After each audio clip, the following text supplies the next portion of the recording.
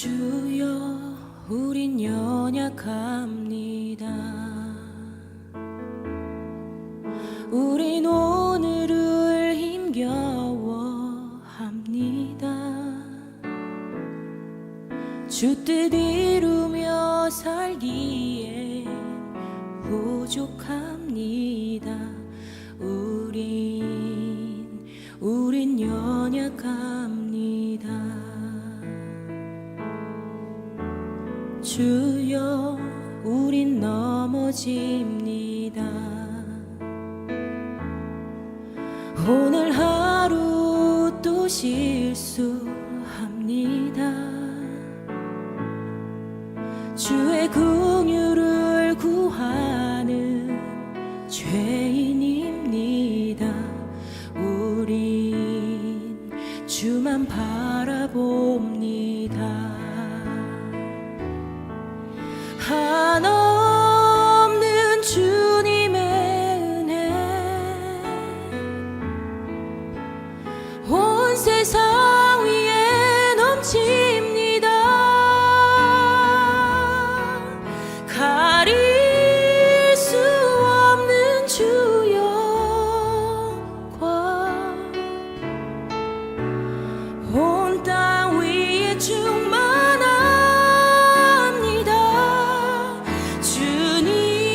주님만이 길이오니 우린 그 길 따라갑니다. 그날에 우리를 이루신 주는 완전합니다.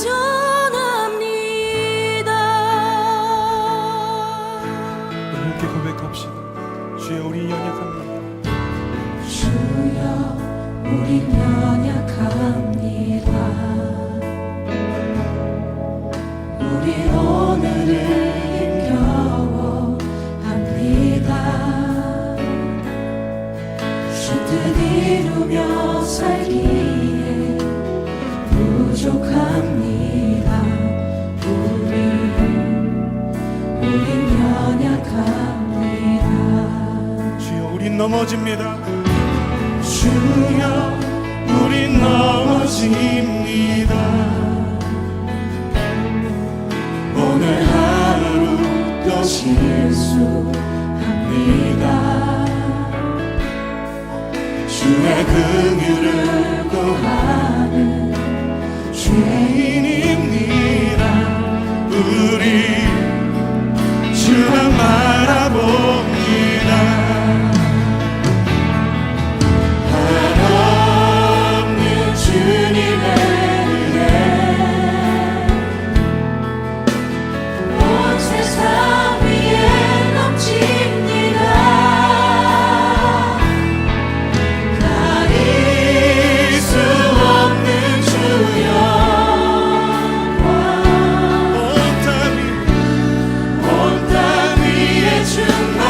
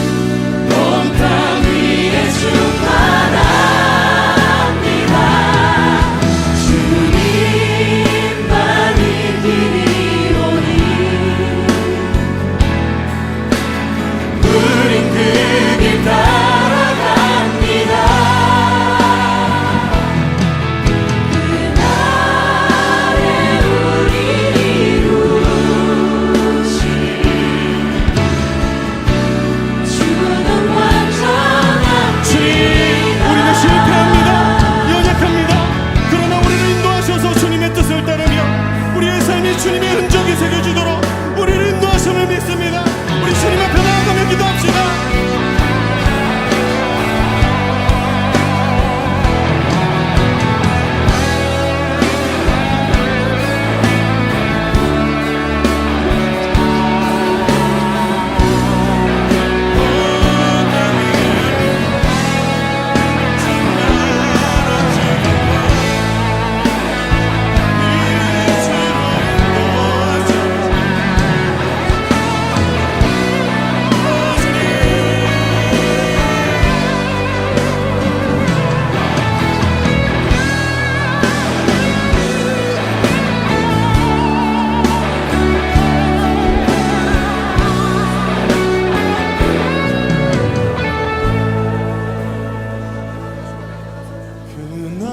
그날에 우리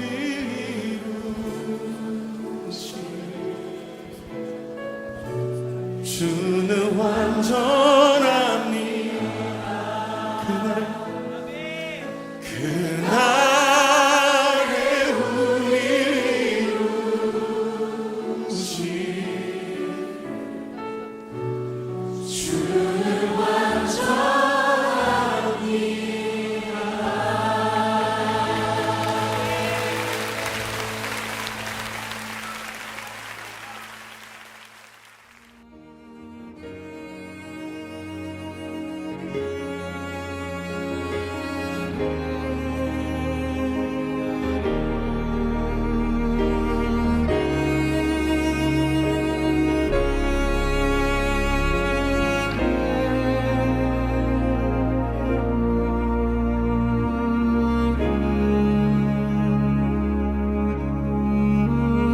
I need thee every hour in joy or pain.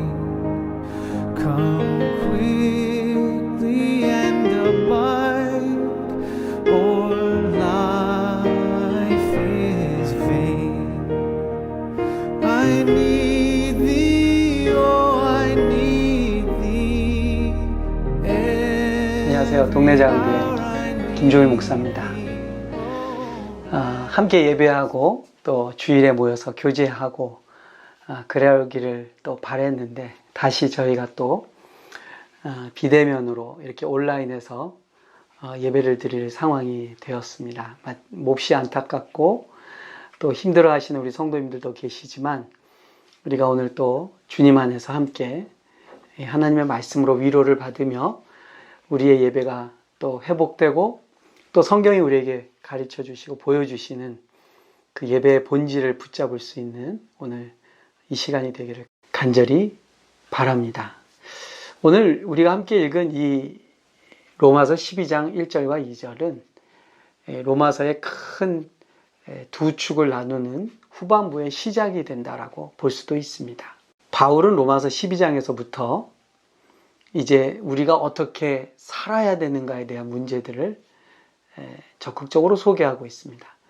바울이 소개하는 이 12장의 시작은 무엇에 대한 이야기를 먼저 다루냐 하면 예배를 다루고 있습니다. 우리가 흔히 생각하는 예배 그러면 주일에 드린 예배, 또 함께 교회라는 공간에서 드리는 우리의 예배, 찬양, 말씀, 기도, 성도의 교제, 또 성만찬 이런 것을 생각하는데요.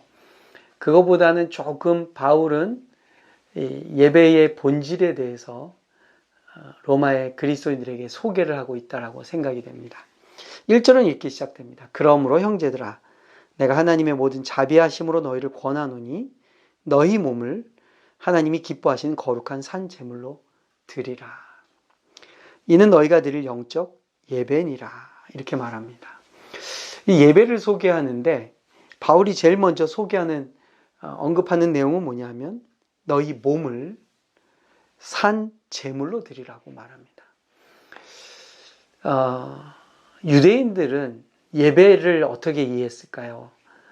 그들이 이해한 예배는 절기 때에 예루살렘 성전에 가서 짐승을 잡아 드리는 것을 예배로 이해했습니다. 자기의 죄를 하나님 앞에 드리고 형제들 간에 화목의 제사를 드리고, 그리고 그들이 생각하는 예배의 핵심 중에 하나는 자기들의 죄를 또한 속함받기 위해서 짐승을 잡아서 그 피를 뿌리고 짐승을 죽이는 것으로 그 고기를 하나님 앞에 드림으로써 죄를 용서받고 예배한다라고 생각했습니다. 그러한 것이 익숙하고 그러한 문화 속에 있던 유대인들과는 달리 로마에 있는 그리스도인들은 구약의 제사나 또 율법의 내용들을 잘 알지 못합니다. 그런데 그들에게 마치 구약에서 드리던 그 제사의 제도와 같이 제물이라는 표현을 합니다. 바울이 여기서 말하는 영적인 예배는 그러면 도대체 무엇을 말하는 걸까요? 바울은 유대인들이 가지고 있는 그 유대교적인 짐승을 잡는 제사를 받아들이지도 않으면서요.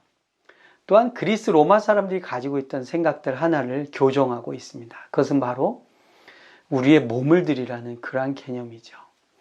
원래 그리스 로마 사람들의 관점에서 몸은 별로 가치 있는 것이 아닙니다. 왜냐하면 그들은 그 지독한 이언론에 빠져 있었기 때문에요. 이 세상의 것들, 우리가 가지고 있는 이 육신, 우리가 하는 모든 이러한 삶의 것들은 다 비천한 거고 부패하는 거고 오래가지 못하는 거고 그림자에 불과하고 진짜 고귀하고 가치 있고 실제는 저 하늘에 있다라고, 이데아의 세계에 있다라고 생각하는 것이 그 당시 그리스 로마 사람들의 관점이었습니다. 그런데 바울은 그 두 가지 모두를 극복하는 의미로서의 예배를 설명하고 있는 겁니다. 구약의 제사를 더 이상 짐승을 잡아 죽이는 예배가 아니라 우리 자신을 몸으로 드리는 예배를 말하고 있고요. 또 우리의 몸이 더럽고 추하고 하나님이 받으시기에 합당하지 않은 몸이 아니라 이 몸을 가지고 살아가는 우리의 삶, 살아있는 그 삶이 하나님이 받으실 만한 예배라고 말씀하고 있습니다. 근데 오늘 이 번역에 보면은 이것이 너희의 영적 예배라고 그러는데, 이 영적인 예배라는 표현이 조금 우리로 하여금 이해하기가 어렵게 만듭니다. 영어 성경은 이거를 이렇게 표현하고 있어요. True and proper worship이라고요. 뭡니까? 우리 몸을 살아있는 제물로 드리는 게 그게 진짜고, 그게 진리고, 그게 진실이고, 그게 합당한 예배라는 것이죠. 이렇게 보면 우리가 주의 날에 모여서 함께 드리는 예배, 또 우리가 비록 온라인상으로 이렇게 모여 함께 예배하고 있지만 이 예배도 예배지만요, 정말로 바울이 말하고자 하는 예배는 뭐겠습니까? 구약과 율법에서 짐승을 잡아서 드리는 제사가 아니라 우리 자신을 드리는 건데요. 우리 자신을 드리는 것이 우리의 몸이 추하거나 연약하거나 한계가 있거나 모자란 것이 아니라 이 몸으로 살아있는 제물로 날마다 우리의 삶을 예배로 드리라는 것이 바울이 오늘 우리에게 주는 교훈입니다. 그렇다면 바울은 결국 우리에게 예배에 대해서 무엇을 말합니까? 의식이나 어떤 제사의 형식이 아니라 우리 자신을 드려야 된다고 말하고요. 그리고 우리 자신을 드린다는 것은 우리 몸을 어떻게 상하거나 죽음으로 드리는 것이 아니라 살아있는 제물로 드리는데요. 우리의 몸이 너무나 하나님이 기뻐 받으시는 소중한 삶이고 생활로서의 예배를 드리는 존재가 된다는 것이죠. 자, 그렇다면 구체적으로 우리가 어떻게 그 예배를 드려야 되는가를 2절에서 바울은 말하고 있습니다. 2절 말씀 한번 읽어보겠습니다. 너희는 이 세대를 본받지 말고 오직 마음을 새롭게 함으로 변화를 받아 하나님의 선하시고 기뻐하시고 온전하신 뜻이 무엇인지 분별하도록 하라. 우리가 이 몸을 가지고 우리의 삶을 통해서 예배할 때에 우리가 해서는 안 될 것이 있고 해야 될 것이 있다라고 바울이 말합니다. 안 될 것은 무엇이냐면 이 세대를 따르지 마라. 이 세대를 본받지 말라 이럽니다. 이 세대에 무엇을 본받지 말아야 되는가? 바울의 표현은요, 영어 성경은 아주 재밌게 나옵니다. pattern of the world 그래요. 이 세상에서의 패턴이 있어요. 삶의 패턴이 있고요. 생각의 패턴이 있고요. 유행의 패턴이 있습니다. 근데 그러한 것들을 따르지 말라. 예. 그러면 무엇을 따라가야 되느냐? 하나님의 선하시고 기뻐하시고 온전하신 뜻을 분별하도록 하라. 이렇게 말합니다. 결국에는 바울이 말하는 건 뭐냐면 이 세대의 패턴을 따르지 말고 하나님의 뜻을 분별하라고 그러는데요. 따른다는 것과 분별하는 것을 어떻게 표현하냐면요. 참 똑같은 단어를 썼다고 볼 수 있어요. 같은 단어가 조금 다르게 쓰여졌습니다. 이 세대를 본받는다는 것은요. 뭐라고 말하면 conform이라고 합니다. 확인한다. 네, 확증한다. 이게 conform 아닙니까? 그런데 하나님의 선하시고 기뻐하시고 온전하신 뜻을 무엇인지 분별하려면 마음을 새롭게 함으로 변화를 받으라고 말합니다. 그러니까 여기서 변화는 트랜스폼입니다. 그러니까 한쪽은 컨폼을 해야 되고요. 또 한쪽은 트랜스폼을 해야 돼요. 우리의 예배가요. 세상의 패턴을 따라가서 세상의 패턴에 컨폼하는 것은 그것은 예배의 모습과 예배로서의 삶이 아니라는 겁니다. 오히려 우리는 마음이 새로워져서 트랜스폼 해야 되는 거예요. 우리의 폼이 바뀌는 거죠. 결국 예배의 본질은 바울은요. 세상의 패턴에 우리를 맞추는 것이 아니라 우리의 마음이 날마다 트랜스폼 해져야 된다는 겁니다. 변화가 있다라는 것이죠. 바울은 결론적으로 이렇게 말하고 있습니다. 하나님의 선하시고 기뻐하시고 온전하신 뜻이 무엇인지 분별하도록 하라. 우리의 예배가 어떠한 모습으로 결국 드러나고 보여져야 되느냐? 하나님의 뜻을 분별하도록 하는 것입니다. 하나님의 뜻을 잘 깨닫고 싶은 것은 모든 그리스도인들의 소망이고 어찌 보면 모든 인류의 바람이죠. 하나님의 뜻을 우리가 안다면, 하나님의 계획을 안다면 아마 우리가 하나님께 순종하면서 거역하지 않고 살겠다라고 다짐할 수 있을 것입니다. 그런데 그럼 도대체 어떻게 하나님의 뜻을 분별하는 것이 우리의 예배가 될 수 있을까요? 우리는 종종 착각하는 게 있습니다.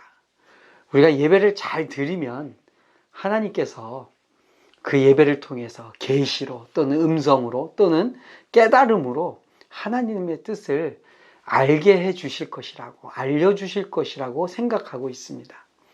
그런데 오늘 이 본문을 하나님의 뜻을 분별하라 하는 것은요, 영어 성경이 이렇게 표현하고 있습니다. 테스트하고 그리고 어프로브하라 이렇게 말합니다. 무슨 말입니까?